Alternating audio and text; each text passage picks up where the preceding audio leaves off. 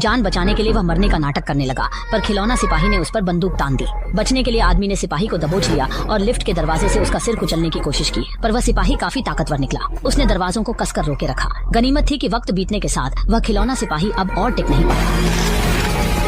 Mic को लगा कि यह लद्दाई आखिरकार खत्म हो गई, पर तभी उस खिलौना सिपाही के अंदर से बीप की आवाज आने लगी। जब उसने उसका बैग खोला तो देखा कि उसमें एक छोटा बम था। वैसे माइक पर इन खिलौना सिपाहियों के हमले की वजह यह थी कि एक टॉप किलर होने के नाते माइक ने कुछ दिन पहले खिलौना फैक्ट्री के मालिक को मार दिया था, और ये सब कमरे में मौजूद खिलौनों ने देख लिया था। अपने मालिक का बदला लेने के लिए वे कुरियर बनकर माइक के घर आ धमके। एक किलर की छठी इंद्री के कारण माइक ने सावधानी से पैकेट खोला और तसल्ली होने पर डिब्बा पूरा खोल दिया। अंदर ढेर सारे खिलौना सिपाही थे। शुरू में माइक को कुछ गड्ढा नहीं लगी, वह बस खिलौनों को वहीं रखकर किचन की ओर बढ़ा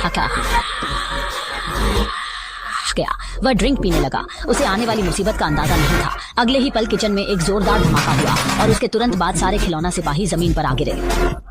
माइक जांच करने आगे बढ़ा तो देखा कि डिब्बे से सिपाही गायब थे। इससे पहले कि वह कुछ समझ पाता, उसके पैर में तेज दर्द हुआ। उसे चुभने वाली चीज एक खिलौना संगीन थी। तभी सोफे के नीचे हलचल हुई तो वह जमीन पर लेटकर देखने लगा, लेकिन अगले ही पल उस पर अनगिनत गोलियों की बौछार होने लगी। उसके चेहरे पर कई घाव हो गए। वह माजरा समझना चाहता था, पर तभी सोफे के नीचे से एक और जोरदार हमला हुआ। उस पर एक छोटी मिसाइल भी दागी गई। दर्द से माइक गिर पड़ा। जान बचाने के लिए वह बाथरूम में जा छिपा। यह जानने के लिए कि हमला कौन कर रहा है, माइक ने बाहर का हाल देखने के लिए एक छोटा आईना उठा लिया। तभी उसने देखा कि लिविंग रूम से गोलियों की बौछार हो रही है और उसका छोटा लैंप भी टूट गया। माइक गुस्से में था कि एक मिसाइल ने उसका आईना चकनाचूर कर दिया।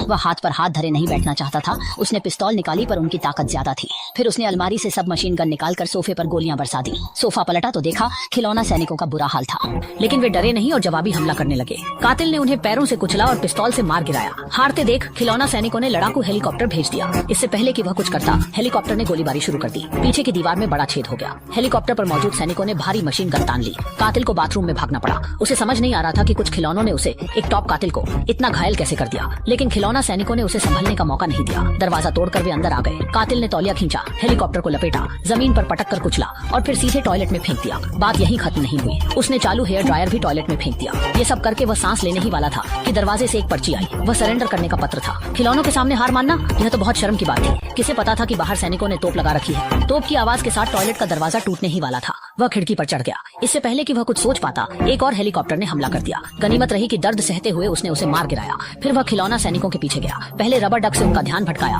फिर अग्निशामक यंत्र निकालकर उन पर छिड़क दिया। जब उन्हें दिखना बंद हुआ तो उसने लाइटर और स्प्रे फेंककर आग लगा दी। अंत में उसने तोपखाने को नष्ट कर दिया। ये सब करने के बाद वह बहुत थक गया था, लेकिन उसे तसल्ली नहीं थी। उसने मैदान की तलाशी ली और जब यकीन हो गया कि कोई सैनिक नहीं बचा तो सबको फेंक दिया। लेकिन उसे पता नहीं था कि एक स्पेशल फोर्स का खिलौना सैनिक ये सब देख रहा था। जैसे ही वह नहाने जाने लगा, उसकी